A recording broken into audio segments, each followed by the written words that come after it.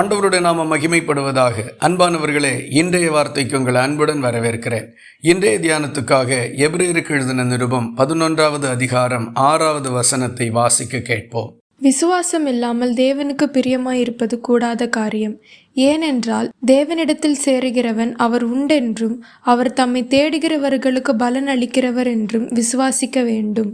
அனுதின வாழ்க்கையில் நாம் அதிகமாக ஜெபிக்கின்றோம், வேத வசனங்களை வாசிக்கின்றோம், ஆண்டவருடைய சித்தம் நிறைவேற வேண்டும் என்று ஜெபம் ஏறெடுக்கின்றோம்.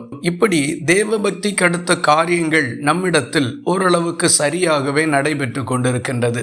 ஆகிலும் நம்முடைய காரியங்களில் எதிர்பார்க்கின்ற அளவுக்கு வெற்றிகரமாக முன்னேற முடியாத சூழ்நிலையும் இருக்கத்தான் செய்கின்றது. இந்த வசனம் அதற்கு ஒரு காரணத்தை நமக்கு சொல்லுகின்றது.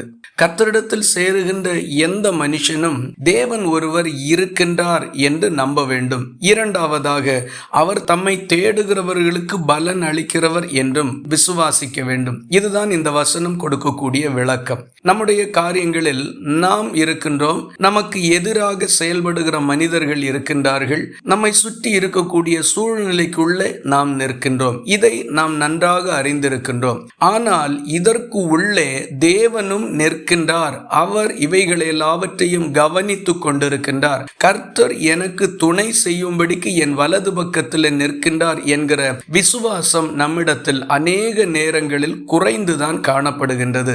ஜெபம் இருந்தாலும் வேத வாசிப்பு இருந்தாலும் விசுவாசம் நம்மில் குறைவுபட்டு இருக்குமானால் சோதனைகளில் தோல்விக்கு மேல் தோல்விகளை நாம் சந்திப்போம். இயேசு கிறிஸ்து தம்முடைய சீஷர்களை பயிற்றுவித்த காலங்களிலே அவர் அதிகமாக விசுவாசத்துக்கு அடுத்த காரியங்களை கவனித்தார். இரண்டாவதாக, கர்த்தர் எனக்கு பலனை கொடுப்பார் என்று நம்பி எதிர்பார்த்திருக்க வேண்டும். என்னுடைய முயற்சி வீணாகிவிட்டது, என்னுடைய பிரயாசத்துக்கு பலனை காண முடியவில்லை, நான் தோல்வி அடைந்து விட்டேன், என்னுடைய நிலை கைமிஞ்சி போய்விட்டது. இப்படிப்பட்ட அவிசுவாசமான சிந்தையும் அவிசுவாசத்தை உண்டாக்கக்கூடிய சிந்தையையும் நம்மை விட்டு அகற்ற வேண்டும். தேவன் எனக்கு செயல்படுவார், கர்த்தர் எனக்கு கொடுப்பார் என்கிற அந்த உறுதியான விசுவாசம் நமக்கு தேவை. ஆகவே உங்கள் விசுவாசத்தை சரிபார்த்து அதை நிறைவுள்ளதாக்கி கொள்ளுங்கள். வாழ்க்கையில் வெற்றியை காண்பீர்கள். இந்த வார்த்தைகள் இந்த நாள் முழுவதும் உங்களுக்கு ஒரு ஆசீர்வாதமாய் இருப்பதாக. ஜெபிக்கலாமா?